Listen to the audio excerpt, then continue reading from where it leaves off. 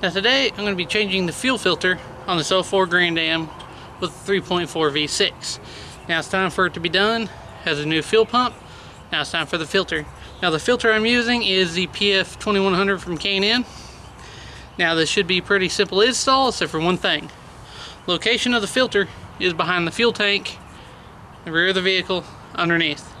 So if you don't have a lift, you're going to have to jack it up pretty far in the air.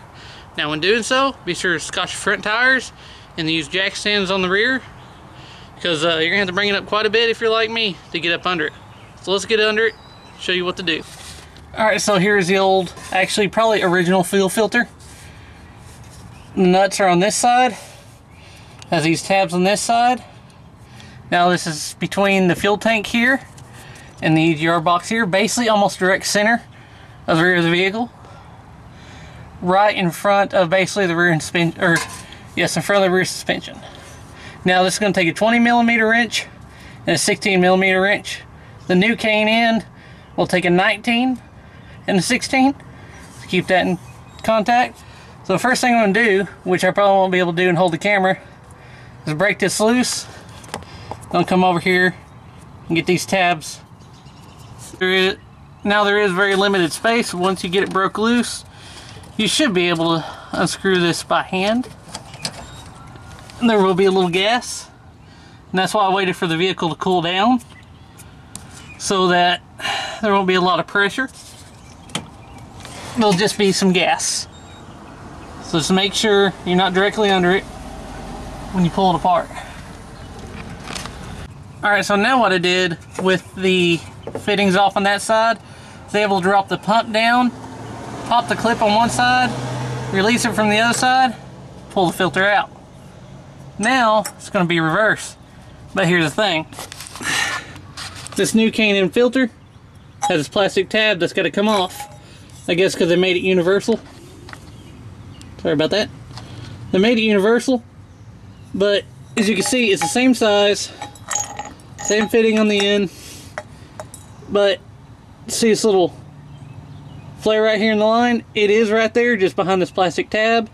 So I got to remove this plastic tab to make this work.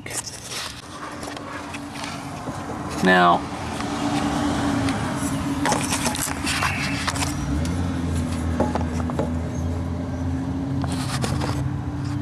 this plastic tab removed, I can go ahead and reconnect this by pushing it in.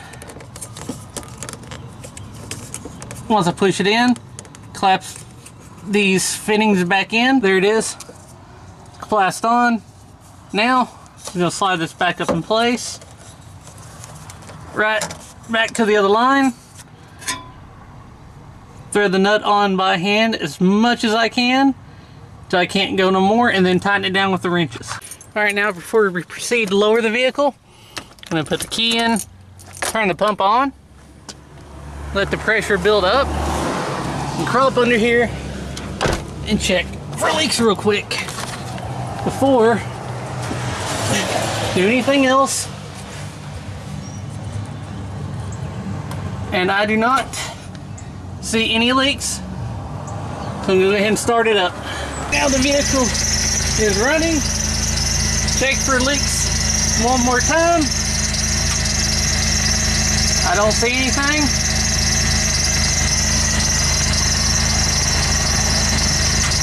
So it looks good. Alright, there it is. The fuel filter is changed in the Grand Am. It's almost pretty simple and easy, except for the fact of having to jack the vehicle up so far and reach up there in that tight space. Other than that, it's actually pretty simple. If you had a lift, it'd be really easy. But make sure everything's tight. Make sure the connectors on the plastic side of the line are snapped in really good. Make sure the fittings are tight on the other side. Make sure the flow's in the right direction. And it's pretty simple. Easy to do. Check for leaks before you take all your tools out, jacks out and everything under. And then give it a test drive, check for leaks one more time, and you're good to go. Now, I hope this information was helpful. As always, thanks for watching.